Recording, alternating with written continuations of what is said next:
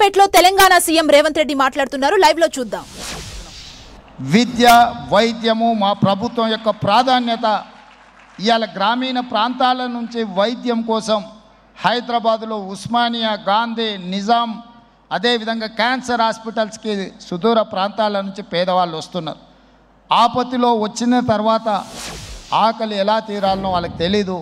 ప్రభుత్వం నిర్వహిస్తున్న కార్యక్రమాలు వాళ్ళకి చేరడానికి కొంత ఇబ్బందికరమైన పరిస్థితి ఉంది. అందుకే నిర్వాహకులకు మధు పండిట్ జీ గారిని I have requested to accept this Osmania, Gandhi, NIMS and cancer hospital, wherever the needy people are there.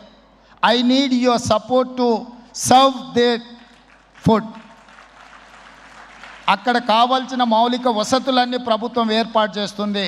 వాటిని నిర్వహించడం, ఒక నాణ్యమైన భోజనాన్ని వాళ్ళకు అందించడానికి మీ వైపు సహకారం ఉండాలి. మీరు మేము కలిసి ఈ ప్రభుత్వాన్ని ముందుకు తీసుకెళ్తే నిజంగా ప్రజలకు అవసరాలను తీర్చే అవకాశం ఉంటుంది. తప్పకుండా హరే రామ హరే కృష్ణ సంస్థ నుంచి చేపట్టే ప్రతి కార్యక్రమానికి మా ప్రభుత్వం వైపు నుంచి సంపూర్ణంగా మద్దతు ఉంటుంది.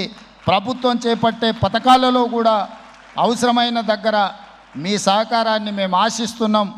మీ సహకారం ఉంటే ఈ ప్రభుత్వం ఒక ఆదర్శమైన రాష్ట్రంగా తెలంగాణ రాష్ట్రాన్ని తీర్చిదిద్దుతుందని తెలియజేస్తూ మరొకసారి భక్తులకు, దాతలకు, నిర్వాహకులకు అభినందనలు తెలియజేస్తూ, దాతలు వీలైనంత మేరకు ఈ హరే కృష్ణ ఫౌండేషన్కి మీరు సహాయం అందిస్తే అది పేదలకు చేరుతుంది.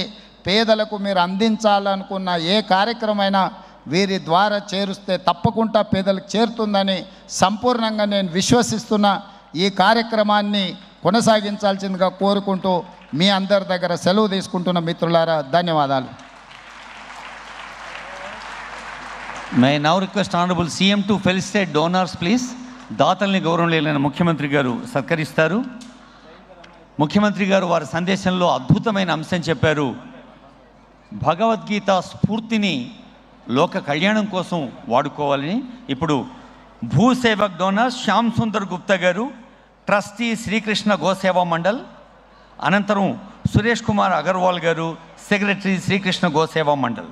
భూసేవక్ డోనర్స్ వీరు 6 ఎకరాల భూసేవ చేశారు. చాలామంది ట్రస్టీలు సభలో కూడా ఉన్నారు. అందరూ కలిసి గట్టిగా కరతాళ ధ్వనులతో వారిని అభినందించండి. ఆనరబుల్ సీఎం గారు సత్కరిస్తున్నారు. తర్వాత ఫౌండర్ ప్యాట్రన్స్ 1 కోటి రూపాయల నుంచి 10 కోట్ల దాకా 1 crore to 10 crores అందించిన వారు పెంచల్ రెడ్డి గారు. ఒకరి తర్వాత ఒకరు రావాలండి. పెంచల్ రెడ్డి గారు, తర్వాత వట్ట మహేష్ గారు. బాబు కార్డులు వేస్తా.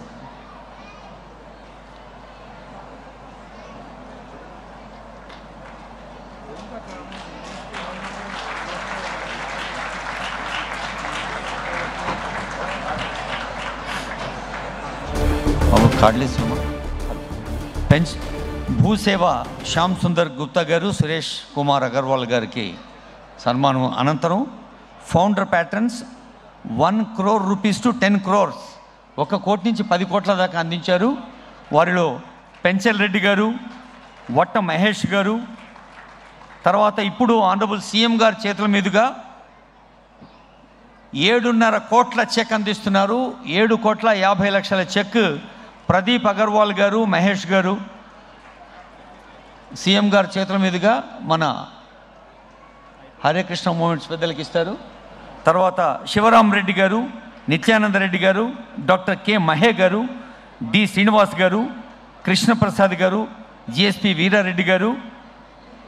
తర్వాత కాంతిలాల్ అండ్ ఫ్యామిలీ రాంప్రసాద్ గారు, కాంతిలాల్ అండ్ ఫ్యామిలీ త్వరగా వేదికపైకి రావాలండి. వీరంతా డోనర్స్ అండి.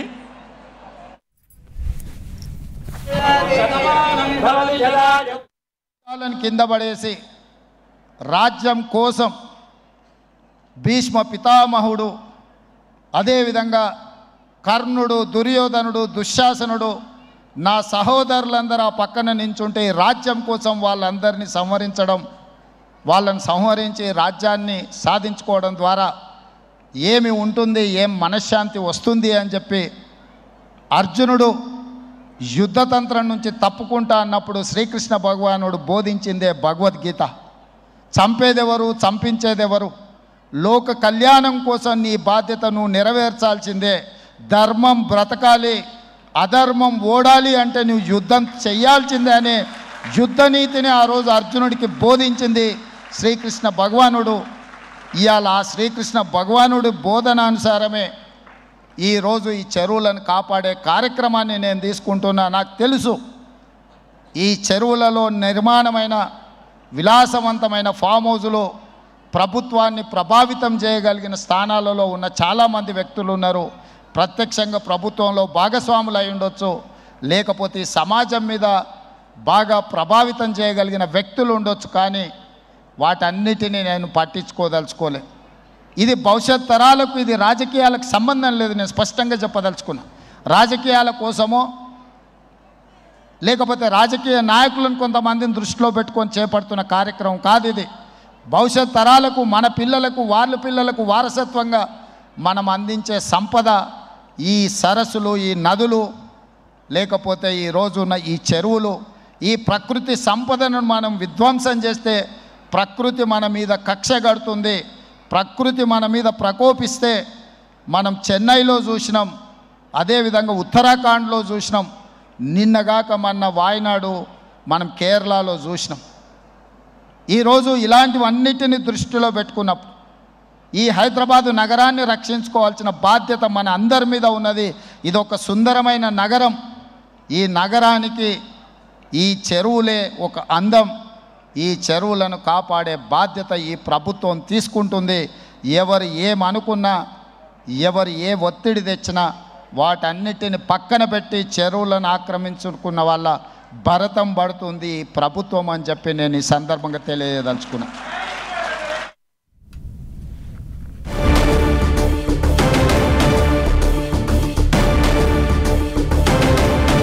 హైదరాబాద్ నగరాన్ని రక్షించుకోవాల్సిన బాధ్యత మనపై ఉందంటూ తెలంగాణ సీఎం రేవంత్ రెడ్డి మాట్లాడారు. చెరువుల పరిరక్షణ ఎంతో కీలకమన్నారు. చెరువుల్ని ఆక్రమణ చేసి, కబ్జా చేసి ఎవరైనా అక్కడ నిర్మాణాలు చేపట్టినా ఊరుకునే ప్రసక్తే లేదంటూ రేవంత్ రెడ్డి మాట్లాడారు. మనం చూస్తున్నాం ప్రజెంట్. దానికి సంబంధించి రాజకీయాల కోసం కాదు, భవిష్యత్తు తరాల కోసం హైడ్రా ప్రవేశపెట్టామని చెప్పారు. హైడ్రా ఆపరేషన్ భవిష్యత్ తరాల కోసం అంటూ సీఎం అన్నారు. చెరువులను ఆక్రమించి ఆ ప్లేస్లో కట్టడాలు కట్టినా, ఆక్రమించుకున్నా వారిని వదిలిపెట్టే ప్రసక్తే లేదన్నారు. అధర్మం ఓడాలంటే యుద్ధం చేయాల్సిందే అంటూ సీఎం రేవంత్ రెడ్డి మాట్లాడారు. ముఖ్యంగా హైదరాబాద్ నగరాన్ని రక్షించుకోవాల్సిన బాధ్యత మన ప్రభుత్వంపై ఉందంటూ తెలంగాణ సీఎం రేవంత్ రెడ్డి కీలక వ్యాఖ్యలు చేశారు. అర్జునుడు ఆయుధాలను కింద పడేసి రాజ్యం కోసం భీష్మ పితామహుడు, అదేవిధంగా కర్ణుడు, దుర్యోధనుడు, దుశ్శాసనుడు, నా సహోదరులందరూ ఆ పక్కన నించుంటే రాజ్యం కోసం వాళ్ళందరినీ సంహరించడం, వాళ్ళని సంహరించి రాజ్యాన్ని సాధించుకోవడం ద్వారా ఏమి ఉంటుంది, ఏం మనశ్శాంతి వస్తుంది అని చెప్పి అర్జునుడు యుద్ధతంత్రం నుంచి తప్పుకుంటా అన్నప్పుడు శ్రీకృష్ణ భగవానుడు బోధించిందే భగవద్గీత.